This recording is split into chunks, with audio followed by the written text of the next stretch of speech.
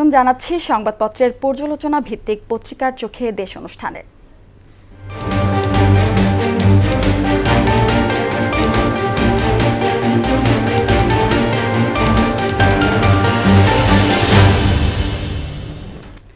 দর্শক, অনুষ্ঠানের আজকের অতিথি মোহনা টেলিভিশনের যুগ্ম বার্তা সম্পাদক নাসির উদ্দিন। নাসির, পত্রিকার চোখে দেশ অনুষ্ঠানে আপনাকে স্বাগত। প্রথমেই আমরা দেশের শীর্ষ দৈনিকগুলোর প্রধান শিরোনামগুলো জেনে নেব। শুরু করব প্রথম আলো দিয়ে। রাজনৈতিক দলের শাস্তির বিধান রাখেনি সরকার, ক্রেতার সারি দীর্ঘ, ট্রাকে পণ্য কম। অভিযোগ উপস্থাপন 1 মাসের মধ্যে তদন্ত প্রতিবেদন দিতে নির্দেশ ট্রাইব্যুনালের সাবেক 8 কর্মকর্তা। দৈনিক ইত্তেফাক।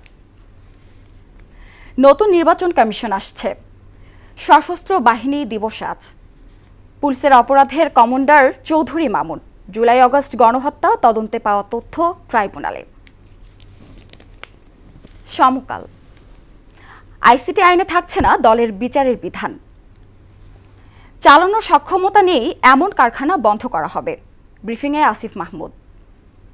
1 যুগ পর সেনাকুঞ্জে যাচ্ছেন খালেদা জিয়া। বাংলাদেশ প্রতিদিন।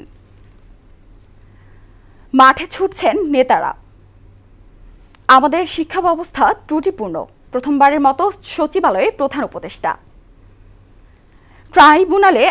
ট্রাইব্যুনাল আইনে নিষিদ্ধ 9 রাজনৈতিক দল।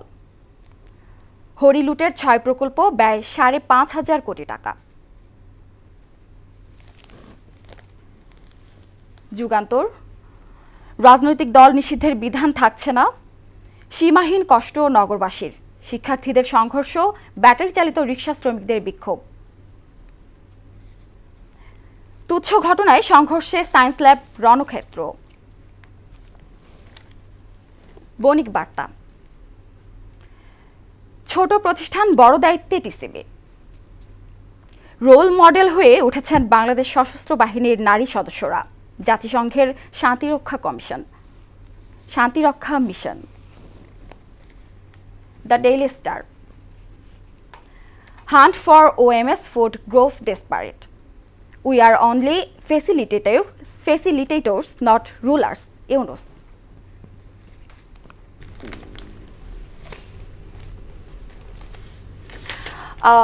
নাসির, আন্তর্জাতিক অপরাধ ট্রাইব্যুনাল অধ্যাদেশের সংশোধনী অনুমোদন পেয়েছে।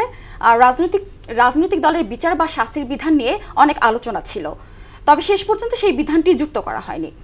কি বলবেন, বিচার বিষয়ে কি হবে?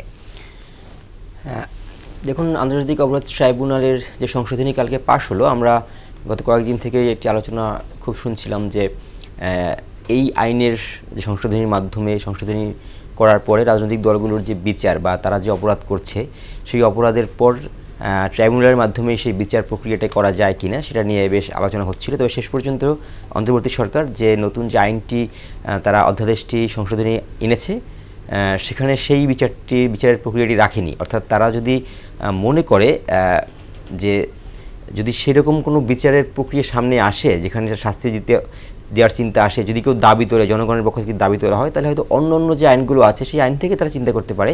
তবে ট্রাইব্যুনাল আইনের মাধ্যমে তাদেরকে বিচারের যে প্রক্রিয়া মানুষ যেটা কয়েকদিন থেকে গুঞ্জন ছিল সেটি আপাতত হচ্ছে না, এটি নিশ্চিত করা বলাই যায়। তবে আমরা এর আগেও দেখেছি আসলে ট্রাইব্যুনাল আইনের মাধ্যমে যে কোনো দলকে বা সংগঠনকে নিষিদ্ধ করতে হবে এই বিষয়টি তেমনও না, কারণ ছাত্রলীগকে সংগঠন হিসেবে নিষিদ্ধ করা হয়েছে, সেটি সরকার নির্বাহী আদেশেই করা সম্ভব হয়েছে, সেটা আছে। তবে এখনও পর্যন্ত অন্তর্বর্তী সরকার পুরোটি রাজনৈতিক দলকে নিষিদ্ধের প্রক্রিয়া তারা হাঁটছে না, তারা চাচ্ছে রাজনৈতিকভাবেই আসলে এটি শেষ হোক। যেটা অন্তর্বর্তী সরকারের প্রধান উপদেষ্টা তিনিও বলছেন যে রাজনৈতিক দলকে নিষিদ্ধের বিষয়ে তিনি বেশ কয়েকবারই বলছে যে এই সরকার সেভাবেই চিন্তা করছেন। এটি জনগণের দাবির প্রেক্ষিতে জনগণ যদি মনে করে যে না তাদের নিষিদ্ধ করতে হবে তখন তারা সেটা ভাববে। তবে সেজন্যই যে ট্রাইব্যুনাল আইনকেই যে টার্গেট করতে হবে এটা সরকার মনে করছে না, হয়তো অন্য কোনো আইনের আওতা সেটা করা যেতে পারে যদি সেটা মনে হয়। এখনও পর্যন্ত আমার দৃষ্টিতে মনে হচ্ছে সরকার হয়তো রাজনৈতিক দল নিষিদ্ধের প্রক্রিয়ার দিকে হাঁটছে, সেটা মনে হচ্ছে না আমার কাছে। আচ্ছা, দিনভর দুটি বিষয় দেখলাম, যে ঢাকা কলেজ এবং সিটি কলেজ সংঘর্ষ, আবার ব্যাটারি চালিত রিকশা চালকদের বিক্ষোভ দাবি দেওয়া। এ বিষয়ে এত আন্দোলন বা এত বিক্ষোভ, কি বলবেন এই বিষয়ে? হ্যাঁ, আসলে আমরা গত কয়েকদিন থেকে বেশ কিছু বিষয় সামনে আসছে। গতকালকে দুটি ঘটনার কথা আপনি বলছেন, যে একটি হচ্ছে ব্যাটারি চালিত রিক্সা, আরেকটি হচ্ছে ঢাকা কলেজ সায়েন্স সিটি কলেজের সংঘর্ষ। তার আগে দেখলাম 7 কলেজ কিংবা তিতুমির কলেজের যে তাদের বিক্ষোভ থেকে নানা ধরনের সহিংসতাও আমরা, কারণ তিতুমির কলেজের সেই সহিংসতার ক্ষেত্রে দেখেছিলাম যে একটি ট্রেনের কাছে ইট ছুঁড়ে মারার কারণে একটি শিশু সন্তান তারা আহত হচ্ছে। এরকম নানা ধরনের ঘটনা দেশে এই মুহূর্তে ঘটছে। আসলে কি খুবই অনাকাঙ্ক্ষিত।